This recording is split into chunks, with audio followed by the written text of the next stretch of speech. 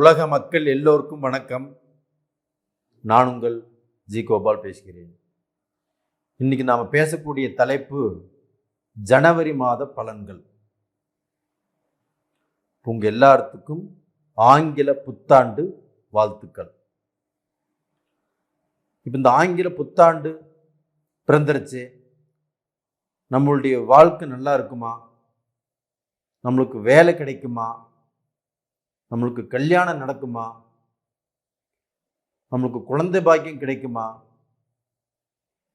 நம்ம பட்ட கடனை நம்ம அடைப்போமா? நம்ம வெளிநாடு போகணும்னு ரொம்ப நாள் ஆசைப்பட்டுட்டு இருக்கிறோம், அது தீருமா? அது நிறைவேறுமா? நான் என்னுடைய குழந்தை குட்டிகளோட என் குடும்பத்தோட சந்தோஷமாக வாழணும்னு நினைக்கிறேன், அது முடியுமா? இது மாதிரி எத்தனையோ கேள்விகளோட தான் நீங்கள் இந்த வீடியோ பார்க்குறீங்க. உங்கள் எல்லாருக்கும் என்னையும் சேர்த்தி இந்த கஷ்டத்திலிருந்து அந்த கடவுளாகப்பட்டது முடிஞ்ச வரைக்கும் நம்மளுக்கு நல்லதை கொடுப்பாங்கிற நம்பிக்கை எனக்கு இருக்குது. அந்த நம்பிக்கையோட இந்த வருஷத்தை ஆரம்பிப்போம். அப்போ இப்போ மீன ராசி, இந்த மீன ராசிக்கு பலன் பார்க்குறோம். அப்போ இந்த மீன ராசிக்கு இப்போ கிரக அடைவுகள் எப்படி இருக்குது அப்படின்னு பார்க்கலாம். மீன ராசியிலேயே இப்போ ராகு பகவான் இருக்கிறாங்க. அதை அடுத்து 2ஆம் இடத்தில் குரு பகவான், 7ஆம் இடத்தில் கேது பகவான் கண்டியில், அதுக்கப்புறமாகப்பட்டது 9ஆம் இடத்துல சுக்கிர பகவானும் புதன் பகவானும், 10ஆம் இடத்துல செவ்வாய் பகவான் சூரிய பகவான், உங்களுடைய 12ஆம் இடத்துல சனி பகவான். அப்போ இந்த மீன ராசிக்கு கிரக அடைவுகள் இது. அப்போ இந்த மீன ராசியை பொறுத்த வரைக்கும் இந்த குருவுடைய பார்வை எப்பவுமே ராசிநாதன் யாரோ அந்த ராசிநாதன் அவர் மட்டும் கெட்டு போகக்கூடாது. இப்போ மீன ராசினா குரு பகவான் தான் ராசிநாதன். அப்போ அவர் மட்டும் கெட்டு போகக்கூடாது. அவர் கெட்டு போயிட்டார்னாவே கண்டிப்பாக நம்மளால இயங்க முடியாது. நம்ம எதையுமே பார்க்க போனால் எடுத்து செயலாற்ற முடியாது. அப்போ மீன ராசியுடைய அதிபதி குரு பகவான், அந்த குரு பகவானாகப்பட்டது உங்கள் ராசிக்கு 2ஆம் இடத்துல இருந்து 9ஆம் பார்வையாக அந்த தனுசு ராசியை பார்த்தார். அப்போ மீன ராசிக்கு ராசி அதிபதியாகப்பட்டது தன்னுடைய ராசியை பார்த்ததுனால மீன ராசிக்கும் அந்த பவர் வந்துருச்சு. அப்போ இந்த குருவுடைய அனுகிரகம் நல்லா இருக்கிறதுனால அந்த மீன ராசிக்காரங்களாகப்பட்டது எப்பேற்பட்ட தடைகள் வந்தாலும், எப்பேற்பட்ட கஷ்டங்கள் வந்தாலும், எப்பேற்பட்ட பிரச்சனைகள் வந்தாலும் ஒரு கை பார்ப்பீங்க. நீங்க எதற்கும் பயந்தவர்கள் அல்ல. ஆனால் சொல்லலாம், நீங்க படிச்சிருப்பீங்க, பட்டதாரியாக இருப்பீங்க, உயர்ந்த பதவியில் இருப்பீங்க. ஆனால் அடுத்தவர்களை நம்பி ஏமாந்து போவீங்களோ ஒழியோ, ஏமாளியா ஆவீங்களோ ஒழியோ, நீங்க பார்க்க போனா தெரிஞ்சு ஒருத்தர்கிட்ட பார்க்க போனா அடிபறிஞ்சு போக மாட்டீங்க. அப்படிப்பட்ட குணம் படைத்தவர்கள் நீங்கள். அப்படிப்பட்ட நீங்கள் இந்த பீரியட்ல கண்டிப்பாக மீனராசிக்காரங்களாகப்பட்டது ஜெயித்தே தீருவீர்கள். அப்போ அந்த மீனராசிக்கு அந்த குரு பகவானுடைய அனுகிரகம் நல்லா இருக்கிறதுனால நல்லா இருப்பீங்க. அதே சமயத்தில் உங்களுடைய ராசிக்கு 10ஆம் இடத்துல உங்களுடைய தனாதிபதி செவ்வாய் பகவான், அந்த செவ்வாய் பகவானையும் குரு பார்த்துட்டார். அப்ப அந்த குரு பார்த்ததுனால, தனாதிபதியை குரு பார்த்ததுனால, எப்பவுமே குருவும் செவ்வாயும் பார்த்துட்டா குரு மங்கள யோகம்.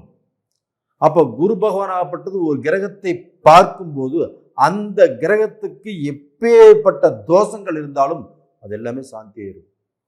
அப்ப அந்த கிரகமாகப்பட்டது வலுப்பெற்று விடும்.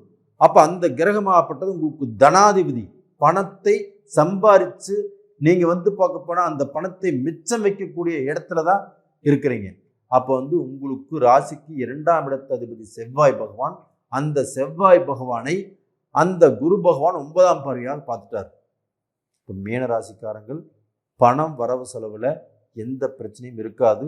அப்போ அந்த பணத்தை தேடி நீங்கள் போனாலும் அந்த பணமாகப்பட்டது கண்டிப்பாக உங்களுக்கு கிடைக்கும். அப்போ நீங்கள் தொழில் ஆரம்பிக்கிறீங்க, இல்லை ஒரு தொழிலுக்கு நீங்கள் செஞ்சுட்டு இருக்கக்கூடிய தொழில், நீங்கள் செஞ்சுட்டு இருக்கக்கூடிய வேலை, இதில் பார்க்க போனால் பணங்கிறது ஈஸியாக வரும். அப்போ இது போக எங்களுக்கு இத்தனை நாள் பார்க்க போனால் வரலையே அப்படின்னு கேட்டால், இத்தனை நாள் பார்க்க போனால் குரு பகவான் ஆகப்பட்டது ராகுனுடைய பிடியில் இருந்தார், அது போக வக்கரத்தில் இருந்தார். இப்போ அந்த வக்கரங்கிறது டிசம்பர் 31 அந்த குருவுக்கு தீரப்போகுது. அந்த ராகுவுடைய பிடியிலிருந்து ராகு மீனத்துக்கு வந்துட்டாங்க, ஒன்றும் பிரச்சனை இல்லை, குரு ஃப்ரீயாக இருக்கிறாங்க. அந்த குரு தனிப்பட்ட முறையிலிருந்து அந்த குருவின் பார்வையாகப்பட்டது உங்களுடைய ராசிக்கு 10ஆம் இடத்தை பார்க்கறதுனால சூப்பராக நீங்கள் வாழ்வீங்க.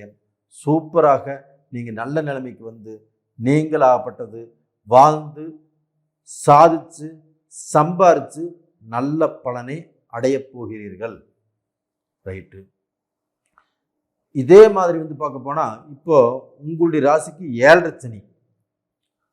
அப்போ அந்த 7.5 சனியினால நாங்கள் கஷ்டப்பட்டுட்டு இருக்கிறோம், நாங்கள் வேதனைப்பட்டு இருக்கிறோம்.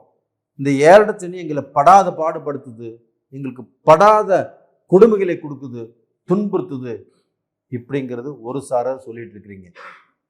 மீன ராசியில் பிறந்தவங்களுக்கு ஃபஸ்ட்டு 30 வயசுக்குள்ளே இருக்கிறவங்க தான் ரொம்ப ஜாக்கிரதையாக இருக்கணும். அப்போ படிப்பு, ஸ்கூலுக்கு போகக்கூடிய விஷயம், இல்லைன்னா காலேஜ் போகக்கூடிய விஷயம், ஒரு வேலைக்கு போகக்கூடிய விஷயம், ஒரு கல்யாணம் பண்ணக்கூடிய விஷயம், இந்த மாதிரி விஷயத்துல ரொம்ப ஜாக்கிரதையாக இருக்கணும். அது போக அவங்களுக்கு கல்யாணம் பண்ணுறது கூட இப்போ மீனராசிக்கு 7.5 சனினா 7.5 சனியில் இருக்கக்கூடிய, இல்லைன்னா கண்டக சனியில் இருக்கக்கூடிய, இல்லை அஷ்டம சனியில் இருக்கக்கூடிய எந்த பெண்ணையும் திருமணம் செய்து வைக்கக்கூடாது. ஆணாக இருந்தாலும் ஆணுக்கும் அதே விதி தான்.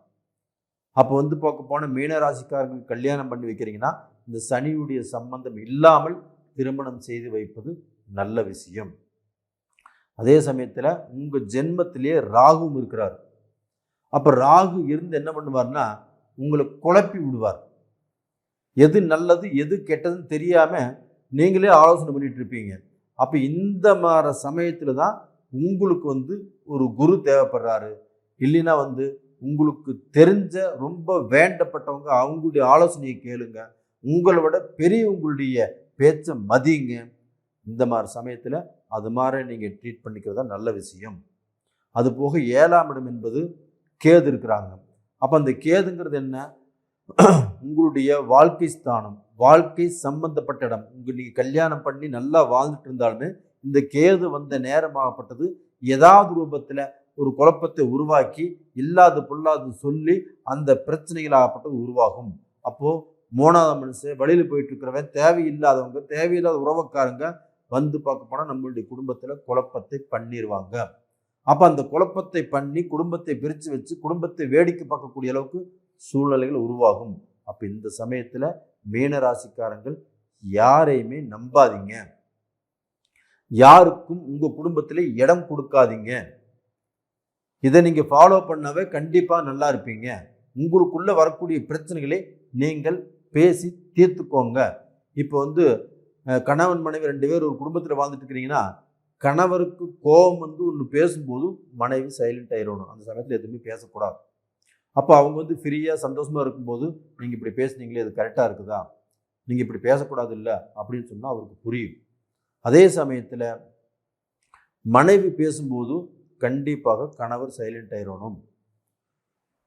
அப்போ பார்க்க போனால் மனைவி பார்க்க போனால் ஒரு நல்ல சந்தோஷமாக இருக்கும்போது கணவன் ஆகப்பட்டது போய் பார்த்து, நீ இது மாதிரிலாம் பேசுன, இது கரெக்டா, இது தவறா, நீயே யோசனை பண்ணிக்கோ அப்படின்னு சொல்லும்போது அவங்களுக்கு அந்த புரிதல் இருக்கும். அப்போ இதை ஃபாலோ பண்ணால் கண்டிப்பாக நல்லாயிருக்கும். அதே சமயத்தில் நீங்கள் பிறந்தது பார்க்க போனால் பூரட்டாதி நட்சத்திரம், ரேவதி நட்சத்திரம், உத்திராட்டாதி நட்சத்திரம், இந்த 3 நட்சத்திரத்தில் பிறந்திருப்பீங்க. இது பூரட்டாதி நட்சத்திரம் குருவுடைய நட்சத்திரம், உங்களுடைய ராசிநாதன். அப்போ உங்களுடைய ராசிநாதனாகப்பட்டது இதுவரைக்கும் தெளிவில்லாமல் இருந்து உங்களுக்கு சங்கடம், சலிப்பு, குழப்பத்தை உருவாக்கினாரு. இந்த 7.5 சனிலையும் பாதிக்கப்படுத்தினாரு. அப்போ பார்க்க போனால் சில குழப்பத்தை எதிர்பார்த்துருப்பீங்க. இப்போ தான் அந்த புரட்டாதி நட்சத்திரத்தில் பிறந்தவங்க அந்த குருடைய அனுகிரகத்தில் இருக்கிறவங்க இப்போ தான் சுத்தமாக இருக்கிறாங்க.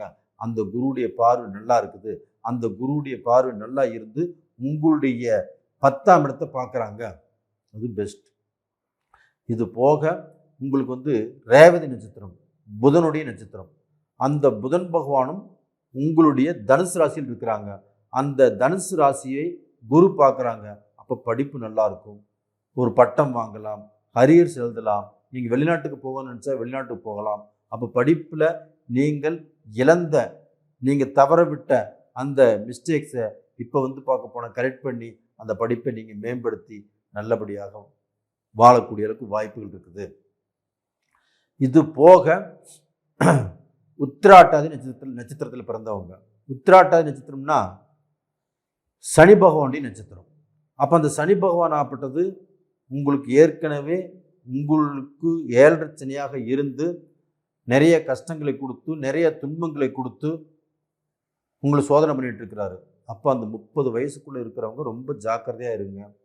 சனி பகவானை கும்பிட்டு வாங்க, ஆஞ்சநேயரை கும்பிட்டு வாங்க. அப்போ அந்த சனி பகவான் நட்சத்திரத்தில் இருக்கிறவங்க வந்து பார்க்க போனால் கொஞ்சம் ஜாக்கிரதையாக இருங்க. இதே வந்து பார்க்க போனால் 30 வயசுக்கு மேலே உள்ளவங்க 2ஆம் சுத்து 7.5 இது மாதிரி 3ஆம் சுத்து இது மாதிரி நடக்கிறவங்க வந்து எந்த ரூபத்திலையும் அவங்களுக்கு பிரச்சனைகள் கண்டிப்பாக வராது, சோதனைகளும் வராது, தடைகளும் வராது. இது அவங்க ஜென்ம ஜாதகத்தில் நடக்கக்கூடிய தசாபுத்திகள் நல்லா இருந்துச்சுன்னா கண்டிப்பாக அவங்களுக்கு இந்த 7.5 சனி பெரும்பாலும் பாதிக்காது. அப்போ 7.5 சனியை பற்றி நீங்கள் கவலைப்பட வேண்டாம். அதை புரிஞ்சு நடந்துக்கோங்க. அது இப்படி புரிஞ்சு நடந்துட்டாவே வாழ்க்கையில் நீங்கள் சக்ஸஸ் பண்ணிடுவீங்க. அப்போ டோட்டலாக பார்த்தீங்கன்னா நேயர்களே, இந்த பதிவு உங்களுக்கு பிடிச்சிருக்குன்னு நினைக்கிறேன். பிடிச்சிருந்தா லைக் பண்ணுங்கள், சப்ஸ்கிரைப் பண்ணுங்கள், உங்கள் நண்பர்களுக்கும் ஷேர் பண்ணுங்கள், ஆல் அப்படிங்கிற பெல் பட்டனையும் ப்ரெஸ் பண்ணிக்கோங்க. இது போக இது நாள் வரைக்கும் நீங்கள் என்னுடைய சேனலை பார்த்து சப்ஸ்கிரைப் பண்ணி என்னை வந்து ரொம்ப ஊக்கப்படுத்திட்டு இருக்கிறீங்க. எனக்கு அந்த ஊக்கப்படுத்துறது ரொம்ப பிடிச்சிருந்தது. உங்கள் எல்லாத்துக்குமே ரொம்ப நன்றி. சப்ஸ்கிரைப் பண்ணாதவங்க சப்ஸ்கிரைப் பண்ணுங்கள். உங்கள் ஜென்ம ஜாதகத்தில் உங்களுக்கு நடக்கக்கூடிய தசா புத்திகள் எப்படி இருக்குன்னு பார்த்து தெரிஞ்சுக்கோங்க. அப்படி தெரிஞ்சுக்கோன்னா கீழே 2 நம்பர் கொடுத்துருக்குறோம். கான்டாக்ட் பண்ணுங்கள், வாட்ஸ்அப் பண்ணுங்கள். உங்களிடமிருந்து விடைபெறுவது உங்களின் ஜி கோபால். நன்றி, வணக்கம்.